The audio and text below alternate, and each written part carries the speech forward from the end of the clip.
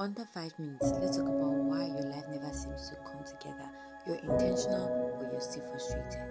Person you have tried in some way to achieve a form of balance in your life with your relationship, work, your life, your family, and study. I remember the advice I was given when I was coming to school initially, aside from the idea that, oh, don't forget where you're coming from.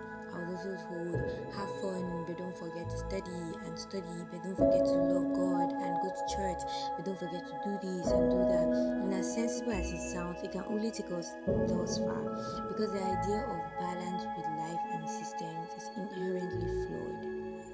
Why? Okay, let's count. You begin to see things as part and not as a whole. The CEO of Airbnb said that in his company, when trying to do some research work and come up with new products, everything is done as one unit and not as different departments because it's very time consuming and cost ineffective to spend all your time and resources doing research on the different parts and finally discover that they don't all work together.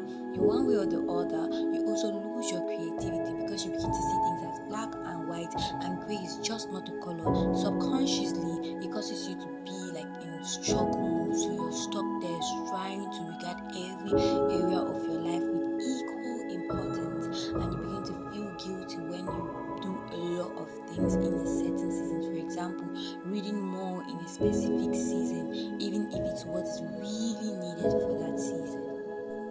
So this mindset is dangerous because no matter the time management or productivity technique we decide to use, we can never get the best out of them. In essence, what am I saying? Hi, I'm Praise. Okay, just Praise, nothing else. Yeah. The precious Praise. Okay, so I can sound cool. Let's move on. In Think Like a Monk, Jay Shetty said, and I will explain in my own words, that it's important to see the whole world as a family.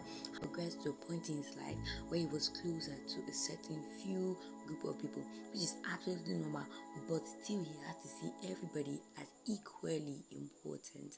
So the fact that we see the whole world as equally important doesn't mean that we give everybody equal time and equal attention, and you definitely not feel bad for giving your partner or lover more time than you give the rest of the world. So this is what I call the concept of harmony.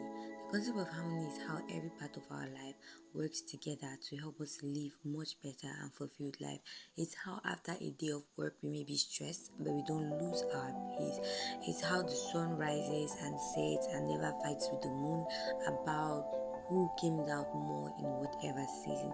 It's how we know that everything in our lives cannot be given equal consideration all the time. However, we can joyfully give every part of our life what it needs without feeling guilt, and that is the beauty of life. Harmony, as I started experiencing it, is like soft music. Every note has its place in every part, and in some songs, some notes don't even come. So basically, harmony gives flow to my life and allows for me to effectively use time management tools to achieve productivity in my life. Allows me to be able to enjoy my relationships and everything else that is involved without thinking, oh, I have to give up this to get that, or is it that this or that, or is it that left or right. It gives me the space for creativity and the space for flow. So I'm trying this out full time, and I'm going to be sharing the journey with you. Have you been stuck in the loop of trying to achieve stability and a balanced life?